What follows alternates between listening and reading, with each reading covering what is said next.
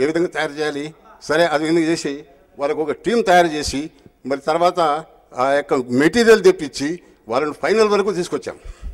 అంటే వాళ్ళకి ఎంకరేజ్మెంట్ అలా ఇచ్చాం. అలా విధంగా అమ్మాయిలు కూడా ఖోఖోలో ఫైనల్ వరకు వచ్చారు.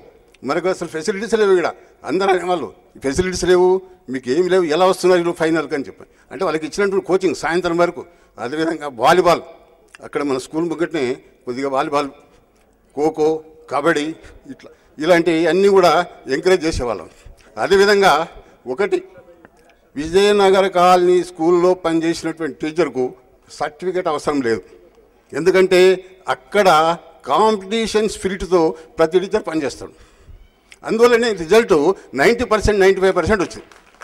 అది మెయిన్. కాంపిటీషన్ అనేది ఉండాలి. ఈ టీచర్ ఎలా చెప్తున్నారు, ఇప్పుడు రామిరెడ్డి సార్ ఉన్నాడు, సుకుమారెడ్డి సార్ ఉన్నాడు, ఇంకా ఇప్పుడు లోకనాథన్ సార్ గారు కూడా మ్యాథ్స్ టీచర్.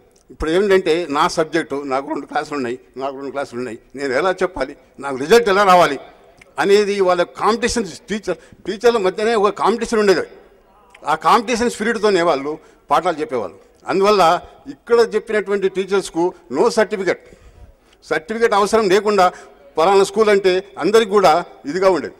ఆ విధంగా ఈ స్కూల్లో ఇప్పుడు ఈ సమావేశం అనేది మన భానుమూర్తి గారు అరేంజ్ చేశారు.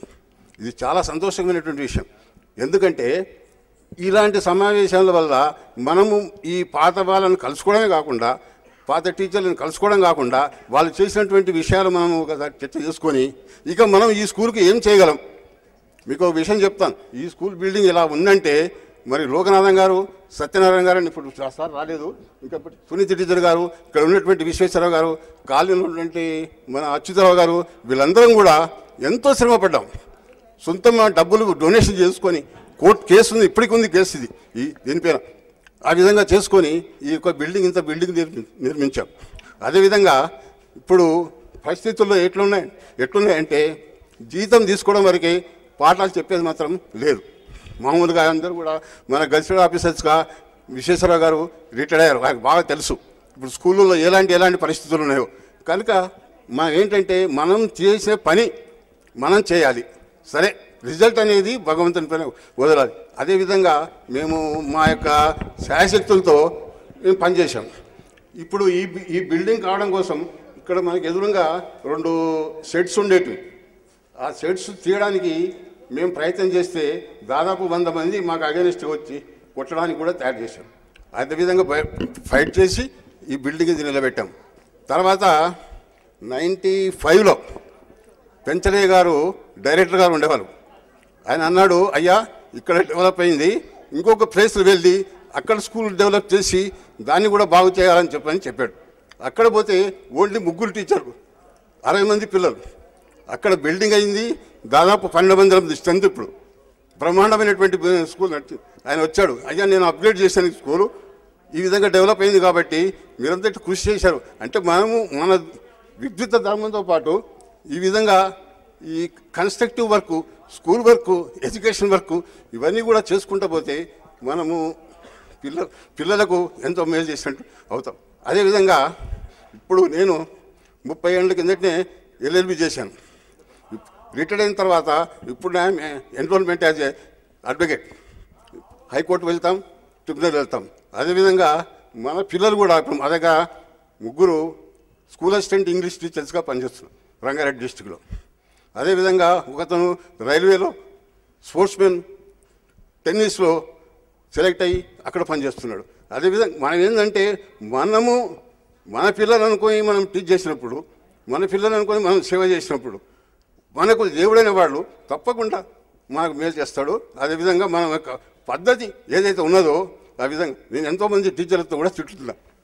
ఎందుకు తిట్టు తినాల్సి వచ్చింది? కారణం ఏంటి? ఇప్పుడు లాస్ట్ మూమెంట్ రిటైర్డ్ అయ్యే వరకు కూడా తిట్టుతున్నాం టీచర్లతో. కాసు బొమ్మంటాడు, లేదా ఏదో చేయమంటాడు, ఏదో చేస్తాడు. అదే మనం ఎవరికి కూడా హాని చేయకుండా ఒక కాంపిటీషన్ స్పిరిట్లో ఇప్పుడు ఇక్కడ కూడా మేము ఉన్నటువంటి టీచర్లతో మేము అప్పుడప్పుడు ఘర్షణ పడేవాళ్ళం. దేనికోసం? మీకోసం ఘర్షణ పడి తిట్టు తినేవాళ్ళం. అయినా కూడా కలిసిమెలిసి టీచర్గా పనిచేసేవాళ్ళం. మీ అభివృద్ధి కోసం పాటు పడేవాళ్ళం. కానీ చెప్పండి, ఇక్కడ ఉన్నాను టీచర్లతో ఎప్పుడు ఘర్షణ ఎందుకు? పేరు తెచ్చుకోవడం కోసం, పాఠాలు చెప్పడం కోసం.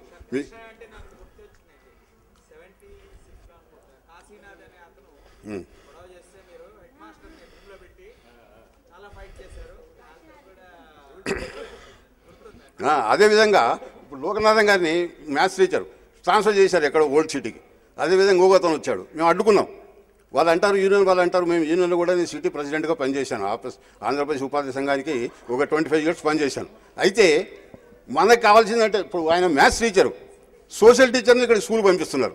నిన్న మ్యాథ్స్ టీచర్ని తెప్పించండి, సోషల్ టీచర్ని ఎందుకు తెప్పించి మాకు ఇక్కడ మ్యాథ్స్ని ఇది చేస్తారని చెప్పని ఫైట్ చేశాం హెడ్ మాస్టర్ దగ్గర. ఎందుకంటే ఇప్పుడు హెడ్ మాస్టర్లు కూడా ఎట్లా మా దగ్గర వచ్చినా కూడా వాళ్ళు స్వతంత్రంగా ఇండిపెండెంట్గా ఏం పని చేయలేదు, టీచర్ల మీద ఆధారపడే పని చేయాల్సి వస్తుంది. ఎందుకంటే ఇక్కడ టీచర్ అంతా పని చేస్తున్నారు, పనిచేసే టీచర్లు ఇక్కడ పనిచేయాలి. పని చేయకుండా కూర్చున్న టీచర్ ఎవ్వరు లేరు, ఎవరు లేకుండా ఉండేవాళ్ళు. ఎందుకంటే ఒక పని చేస్తుంటే ఇంట్లో కూర్చోలేరు, ఆ రూమ్లో కూర్చోలేరు. అదేవిధంగా ఆ విధంగా పనిచేసినందువల్ల ఆ రిజల్ట్ 85, 90 రిజల్ట్ వచ్చిందంటే అది మొత్తం హైదరాబాద్ 4 స్కూల్ 3 స్కూల్, రాజభవన్ ఒకటి, ఇది మనది ఒకటి, నల్లకుంట 4 స్కూల్ రిజల్ట్లో ఫస్ట్. ఇప్పుడు చూస్తే రాను రిజల్ట్ తగ్గిపోతుంది. కారణం ఏంటి? మనము ఏదైతే పని చేయాలనో మన పని మనం చేయాలి, ఒకరి దాంట్లో మనం ఇంటర్ఫియర్ కాకూడదు.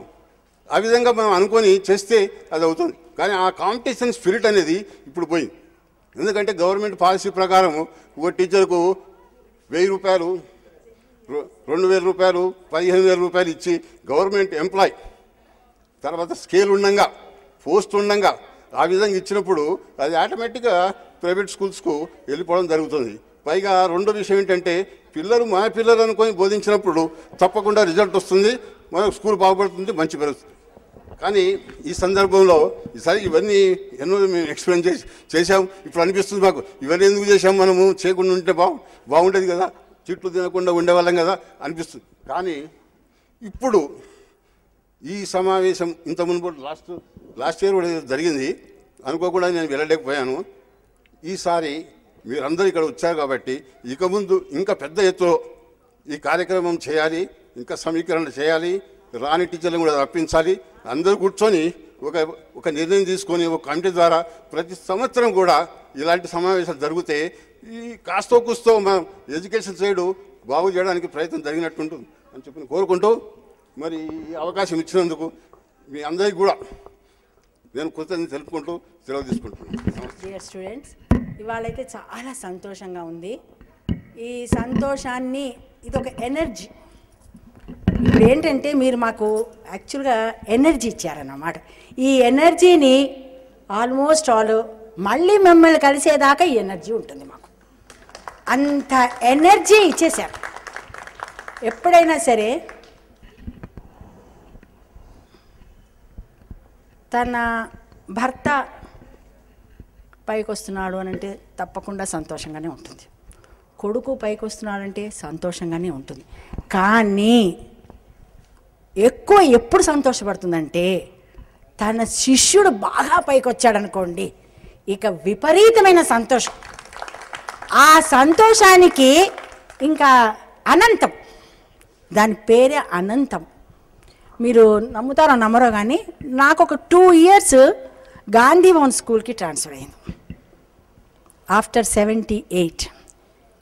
ఈ స్కూల్లో పనిచేసేసి నేను గాంధీ భవన్ స్కూల్కి పోయినప్పుడు ఆ గాంధీ భవన్ స్కూల్ పరిస్థితి ఎలా ఉండేదనంటే అది వర్ణాతీతం, అసలు చెప్పలేను. ఈ బ్యాచ్కి ఆ బ్యాచ్కి అసలు ఎక్కడా కూడా ఏమాత్రం కూడా తారతమ్యము పోటీ అనేది లేనే లేదు. అయితే అక్కడ కూడా టీచర్స్మి ఒక 4-5 టీచర్స్మి మేము. అక్కడ Urdu medium, English medium, Telugu medium. Telugu మీడియంకి నేనే క్లాస్ టీచర్ని. ఆ పిల్లలను చూస్తే అప్పుడు చిరంజీవి చెప్పిందే ఏంటినంటే గవర్నమెంట్ స్కూల్స్కి వచ్చేవరకల్లా మనకి అన్ని రకాల పిల్లలతో ఘాస్ కాటనే వాళ్ళే